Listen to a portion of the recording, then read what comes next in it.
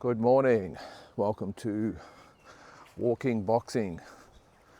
Wednesday, August 21st, 2024.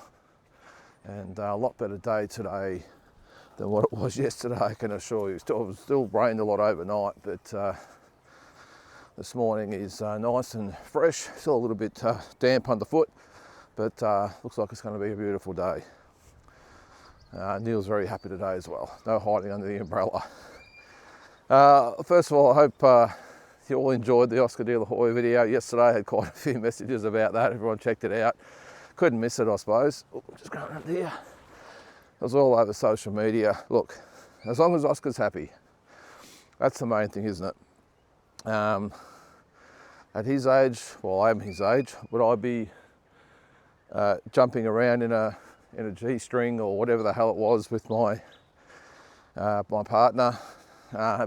Hey, good on him. He's worked hard, he's earned his money, and he is in a position where he can do whatever the hell he wants. But it was quite entertaining. They actually did a Q&A afterwards on their, I'm not sure it was Instagram or YouTube, whatever it was. I only sort of saw snippets of it, but I've got to say, his partner, I'm sure she's very beautiful. Looks like she's had a little bit of work done, and again, good on her. They've earned money and have enough to pay for all that sort of stuff. But a little bit concerned that she might melt at some stage. She looks like a little bit of a cartoon. But anyway, I'm not going to hang shit on Oscar's girlfriend or partner. He's happy, and that's the main thing. So on to the boxing, and first of all, actually, one thing I'll talk about first. And I'll get to my other point in a minute, which is going to be the Team Tszyu. I'm not going to say Tim Tszyu, it's probably Team Tszyu versus Michael Zerafa situation and where we're at. So I'd like to just comment a little bit more on that and more importantly, get your views. But there's a guy on Instagram, and his name's Lightfield. He's actually the brother of Juliette Lewis, who you'll remember from movies like Cape Fear, Christmas Vacation, was it Dusk Till Dawn? What's the other one? Natural Born Killers. So you understand who I'm talking about there. It's her brother, and he does nostalgia videos. So what he's done over the journey, he's obviously as a kid, he's an 80s kid, he's the same age as me.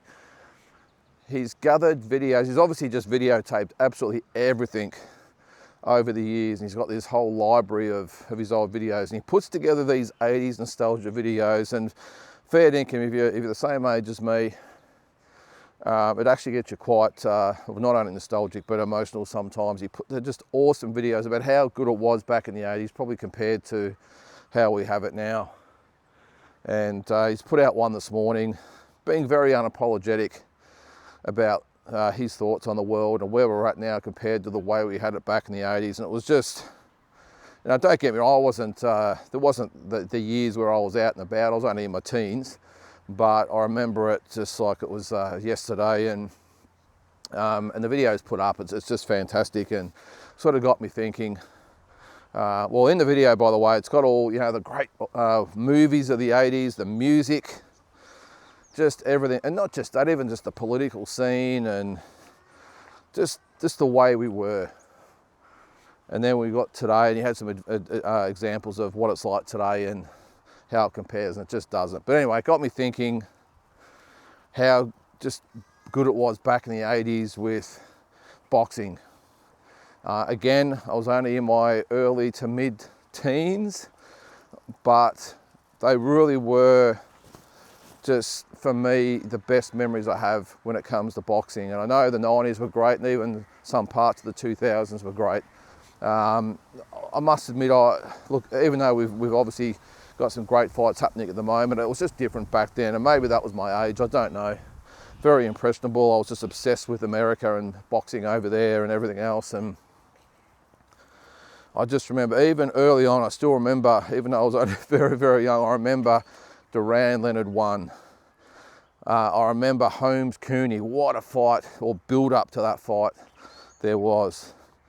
I just remember, we didn't get a lot of fights here in Australia on TV. I remember Holmes Cooney, definitely. I remember reading about Duran Leonard one, by the way. I didn't get to watch it till many years later, but I remember watching Hearns, Duran, Hagler, Ham Show. They were just some of the early fights I remember that we got to see.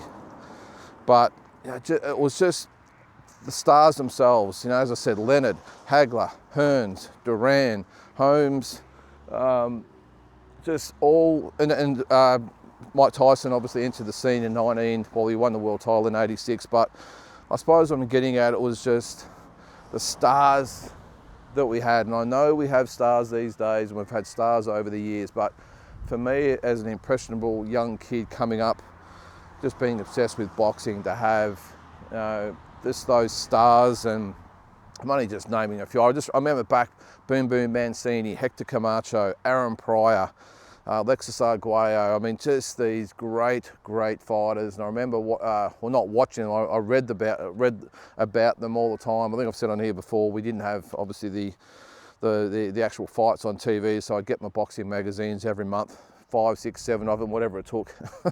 Thanks, Mum, for that. She used to buy them all for me, and I'd spend the whole month reading them or spacing them out and reading them until the next ones come out. But I just remember the magic of boxing back then. And again, it's probably just because of my age, but these days it just seems different. It seems it's forced. It's manufactured a lot. The fights just seem to take forever to make. The fighters themselves aren't the same. Back then it used to be the warrior mentality, just get me the biggest fights. They fought often, they fought the best fighters, they fought each other numerous times. And these days it just seems like all the fighters, and we have some great fighters, of course we do. But it just all seems just hard work to get fights done. They carry on all the antics at weigh-ins and press conferences. I know it was to some extent a little bit back then, but it just didn't seem as big a factor as it is these days. All the shit on social media, all that sort of stuff. But look, the main thing for me, and actually some of those fights, again, I forgot someone like a Julio Cesar Chavez, who was probably one of my favourites at the time. But I don't know, maybe I'm just getting old. Maybe I'm having a midlife crisis, I don't know. I just remember the 80s especially just being an absolutely special time for boxing, and the fights, and maybe it even had a little bit to do as well. I mean, you even watch the way they film or broadcast the fights these days. Do you remember, like, it was almost obviously we've come a long way with technology. These days it's all sort of in full digital video or whatever the hell they do, but back then it was a little bit grainy, almost like it's being filmed, the same sort of camera they use when they produce a film, but it just seemed different. I remember the HBO broadcasts. I don't know, maybe if you're about my age, you're sort of late 40s, early 50s, let me know what you think. But I just remember just boxing, especially in the 80s. The 90s were great as well, as I said, but I remember also just here on the Australian scene, Lester Ellis hitting the scene, Jeff Fennick hitting the scene, but more so just the world boxing. As I said before, Hagler, Leonard, Hearns, Duran, Chavez, Camacho, Holmes. It just seemed like there was always big fights, always.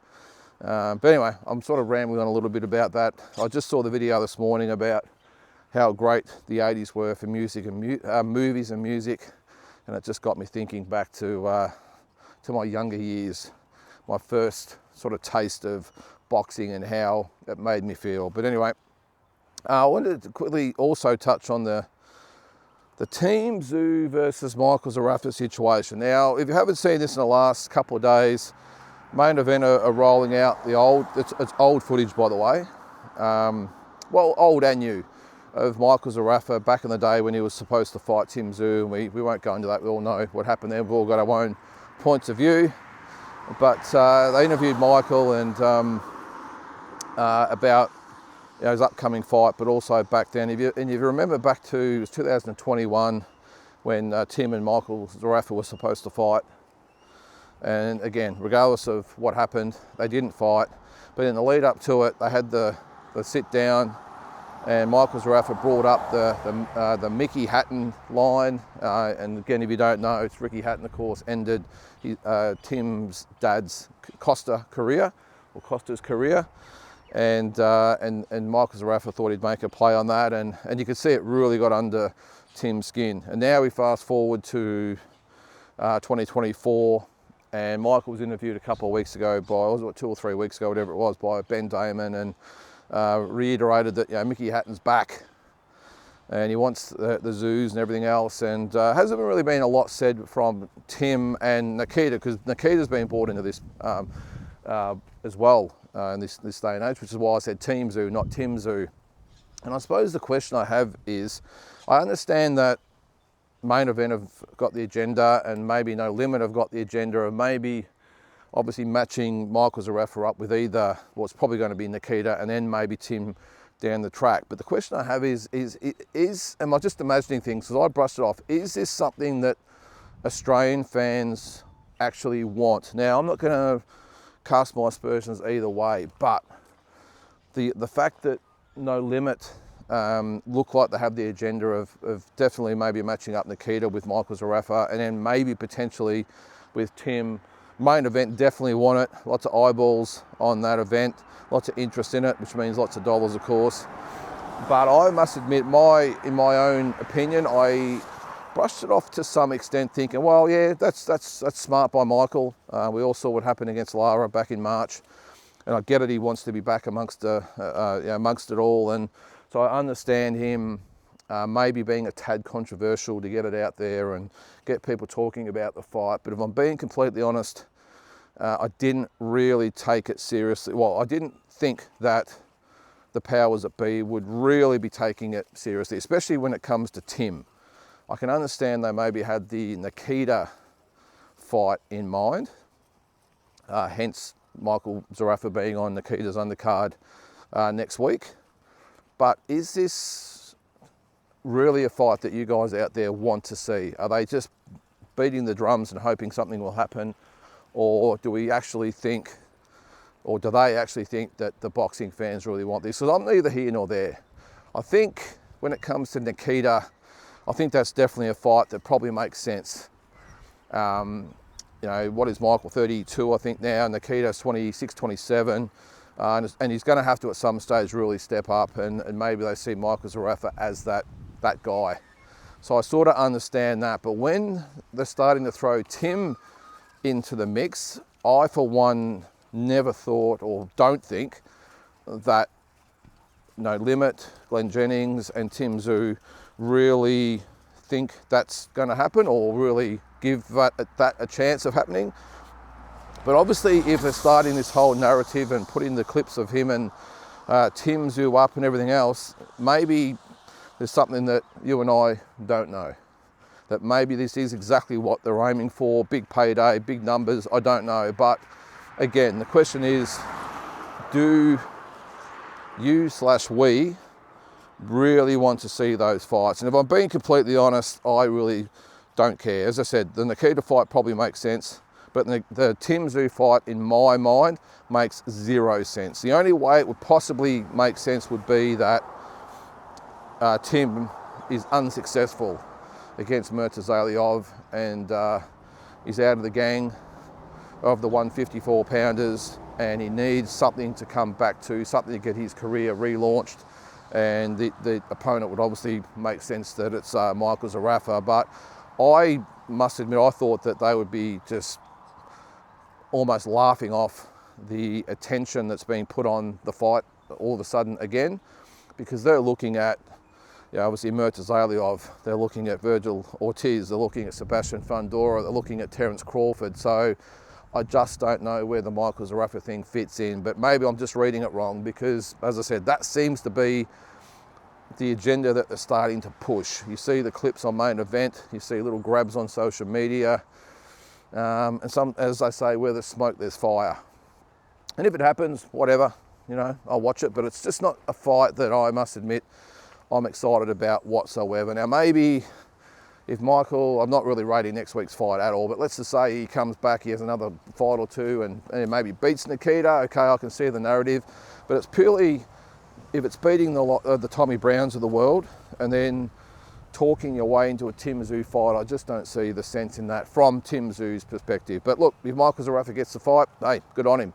you know, he would have talked his way into it. But it just seems strange that after what happened in March to both guys, not just Michael Zerafa, but Tim as well, although he's obviously got the world title fight coming up. But what happened to Michael in that last fight, as I said, I'm surprised that the running with the narrative so quickly without him even having a comeback fight since. Now, if he goes out there and wipes Tommy Brown out and wipes someone else out and possibly has the Nikita fight, well, then I can see it. But just at the moment, I just think they're all jumping the gun. But that's Australian boxing for you. It's very, very unpredictable.